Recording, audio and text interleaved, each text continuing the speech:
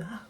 Salut à tous, j'espère que vous allez bien. Aujourd'hui on se retrouve pour une nouvelle vidéo. Je sais que ça fait plus d'un an que je ne vous ai pas sorti ce discours. Ça fait plus d'un an que vous ne m'avez pas vu. Ça fait plus d'un an que vous mettez des commentaires sur mes vidéos et que je ne réponds pas. I'm sorry for you. Je sais, j'ai un peu abandonné. En tout cas c'est une preuve de ma sincérité, je trouve.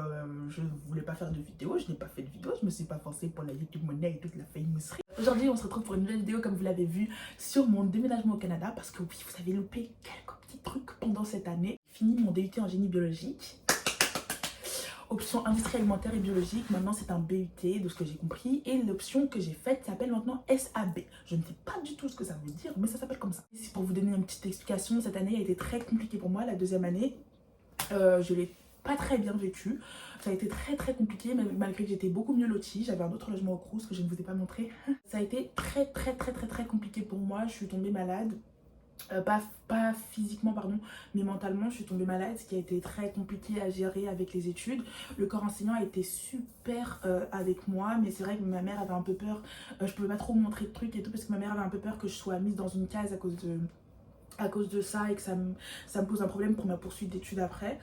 Mais du coup ça a été géré, j'ai fini mes études, je suis très fière de ça d'ailleurs. Enfin j'ai fini mes études, j'ai fini mon DUT, hein, ça s'arrête là et tout. Et du coup je vais vous expliquer du coup comment je me retrouve ici au Canada. Je pense que vous vous en doutez un petit peu, mais je vais quand même vous expliquer un petit peu. Et vite fait pendant cette vidéo je pense que je vous laisserai, je vous dirai 2-3 trucs qui se sont passés pendant la deuxième année de DUT et qui ont fait que voilà, j'en ai atterri là. Du coup, je suis en effet une nouvelle canadienne implantée dans le continent. Et je vais vous expliquer comment j'ai fait. En DUT, on avait au milieu, presque début milieu de la deuxième année, on nous a dit qu'on avait la possibilité de continuer en L3 en faisant un DUT. Je ne sais plus du tout ce que ça veut dire, je sais juste qu'il y a international, diplôme et technologique dedans, le U, le E, anyway, who knows. On avait la possibilité de faire un DUT, c'était un diplôme à l'étranger pendant un an après notre DUT. Et du coup voilà, il fallait tout simplement postuler auprès de nos responsable de relations internationales. Moi c'était ma prof d'anglais, mais ça se trouve c'est votre prof d'espagnol, votre prof de maths. Fallait du coup dire notre intention de partir à un certain moment. Voilà, il y avait beaucoup de destinations, il y avait le Canada, il y avait l'Espagne, l'Allemagne, l'Irlande, le Brésil, je sais pas quoi, des pays latins et tout. Du coup voilà, et moi je me suis positionnée sur le Canada parce que c'était le truc qui m'attirait le plus. J'avais toujours voulu aller en Amérique parce que voilà, American Dream c'est tout les tralala. Mais je voulais pas aller aux States parce que flemme de me faire shooter par un policier. Je suis noire. Je me suis dit que le Canada c'était une bonne alternative. J'aurais préféré aller dans la partie anglophone pour vraiment travailler l'anglais de Disney Channel. Mais je me suis retrouvée au Québec, ce qui est très bien également. Je me suis positionnée et à partir du moment où on a été sélectionné entre guillemets, du coup on devait constituer un dossier qui était très rapide. On a juste envoyé quelques papiers, c'était tout, juste pour pouvoir s'inscrire à la fac dans laquelle on devait aller. Je sais qu'il y avait deux choix pour le Canada, il y avait un cégep et une fac, sauf que le cégep, de ce qu'on m'avait expliqué, c'était une étape intermédiaire entre le lycée et la fac. Je viens de terminer 2 ans à la fac. Igo, j'allais pas recommencer au début, certainement pas. Du coup je me suis orientée plutôt vers la fac et tout, et je suis contente de mon choix parce que vraiment j'avais la flemme de recommencer une étape avant parce que encore le DUT ça dépend, mais à part si vous avez la possibilité de faire des doubles licences ou d'obtenir un double diplôme, c'est que moi je pouvais pas le faire parce que j'étais dans une option qui ne me le permettait pas. Et du coup je me suis dit que le DUT je pouvais le faire valoir comme une L3 dans certaines facs, mais que si j'allais au cégep j'aurais pas du tout pu le faire valoir. Du coup non, je voulais vraiment aller à la fac, je trouvais que ça était mieux comme choix, que c'était plus logique, genre après la continuité, voilà.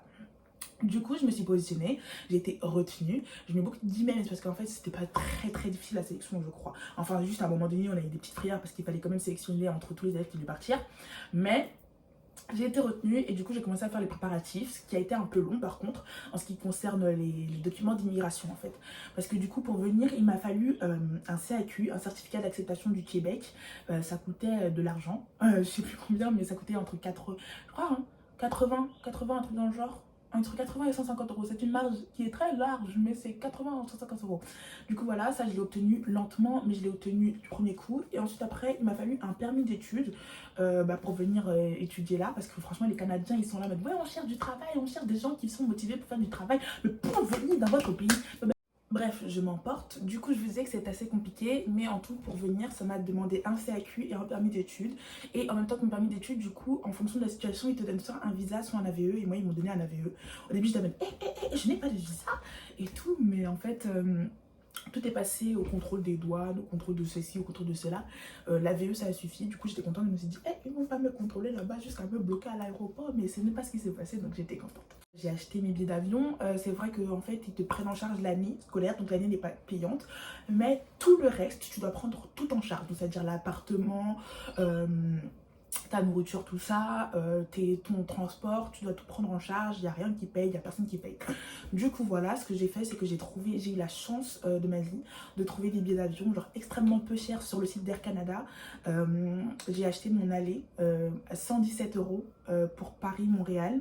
Et ensuite, après, j'ai acheté des billets parce qu'il fallait aller de Montréal jusqu'à la ville dans laquelle je suis. Et c'était 100 € je crois, un truc comme ça. Donc en soi, ça m'a pas coûté cher, ça m'a fait à peu près 300 € en tout le voyage. Alors que après, quelques semaines après, le billet que j'avais pris coûtait 2000 balles. Donc j'étais en mode pépite, j'ai kiffé ma vie. Et en gros, le voyage que j'ai fait du coup, c'est que j'ai fait Paris-Vienne. Vienne, c'est un sorte de détour, ça m'a fait 2 heures de vol. Il y a une escale de 13 heures petante à Vienne. C'était 13 heures très longues, mes yeux brûlaient, tout mon mindset était en miettes, j'avais envie de pleurer.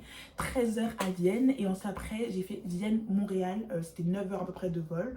Ça s'est vraiment bien passé, c'était pas très long parce que du coup il y avait de la graille à foison. Il y avait à manger, il y avait des films, j'ai dormi, donc c'était cool.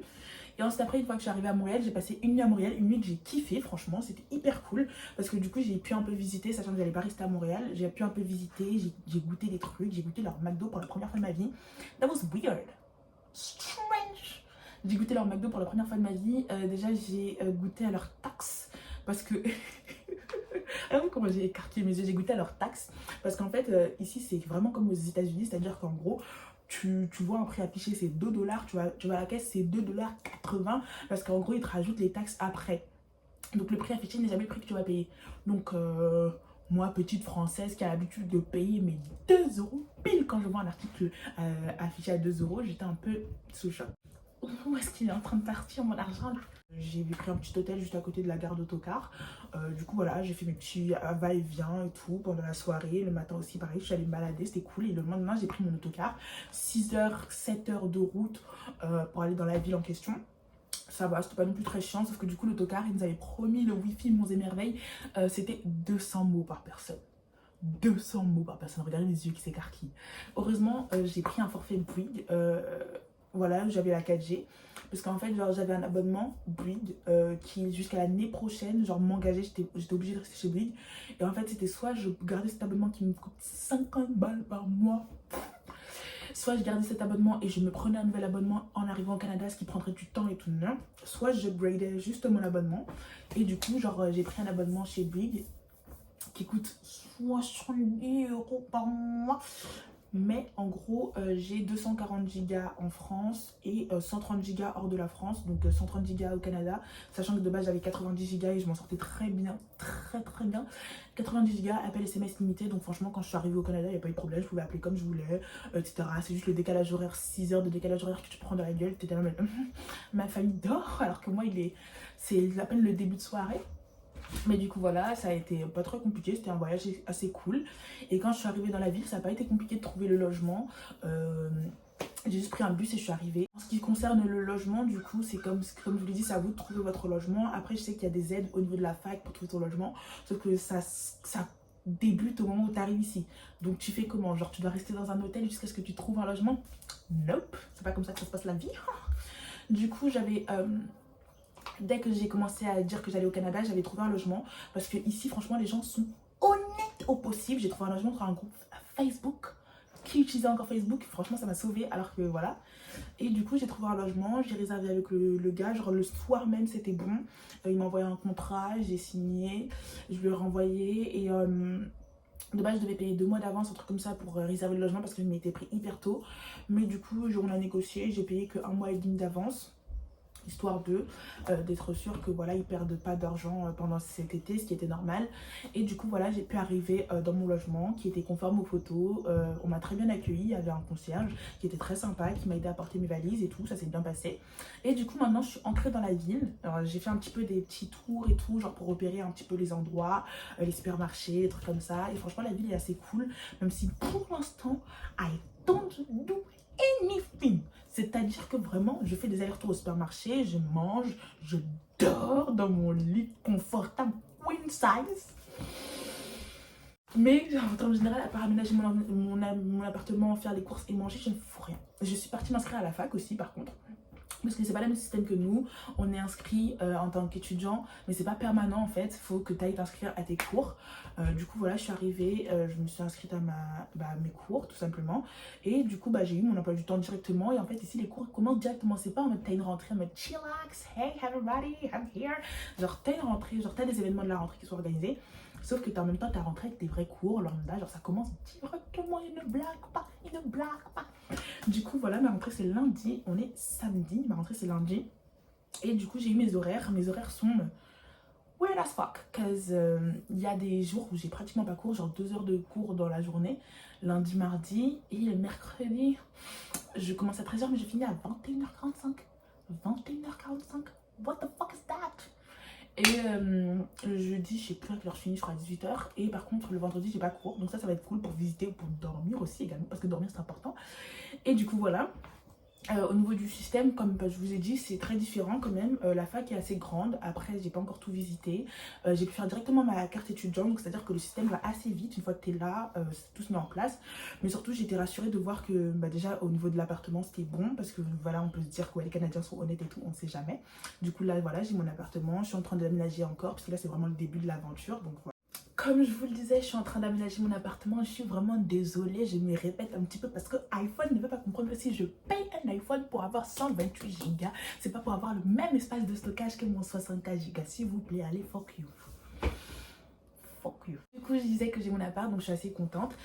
Et qu'au niveau de mon année, du coup, l'année dernière, comme je vous l'ai dit, ça s'est pas très bien passé. J'ai développé une vie sociale, mais ma vie personnel n'était pas ouf parce que voilà je me sentais pas très bien et tout. Et du coup cette année j'ai décidé de, même si je sais qu'on sort pas comme ça d'une maladie, mon médecin me l'a dit, ça prendra plusieurs années, patati patata, anyway, j'ai décidé de développer un nouveau mindset cet été. Pour moi était vraiment une révélation pour beaucoup de choses. J'ai appris, j'ai vu, j'ai constaté, j'ai ressenti énormément de choses. J'ai passé une été la majorité de mon été avec mes potes, ce qui a été très sympa parce que franchement j'avais jamais passé un été comme ça honnêtement. J'ai vraiment kiffé ma vie. Il y a des moments qui étaient moins joyeux que d'autres forcément, mais ça m'a vraiment fait réaliser plein de trucs sur moi, sur mes proches entre guillemets. Voilà, j'ai pu être entourée de ma famille, que ce soit ma famille, ma vraie famille, ma famille, les potes que j'ai. J'ai découvert des gens, que ce soit bien, que ce soit pas bien. J'ai vraiment fait plein de trucs, j'ai vraiment kiffé. J'ai passé, comme je vous l'ai dit, un été un peu teenage dream. Du coup voilà, j'ai kiffé mon été avant de partir, c'était cool.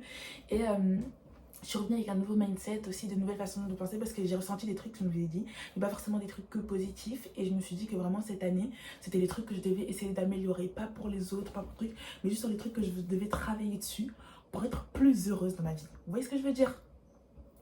Happy. So, cet été a vraiment été très bénéfique pour moi. Pour déterminer ce que je voulais faire dans la vie, la personne que je voulais être, la personne que je ne voulais pas être, ce que j'avais envie de vraiment de travailler cet été, cette année. Oula, on n'est plus en vacances. Et du coup voilà, j'espère que j'arriverai à être une meilleure personne à la fin de cette expérience là. En tout cas j'espère que j'aurai la foi de vous faire des vidéos pour vous aider un peu mon évolution ou bien low down, hein, who knows.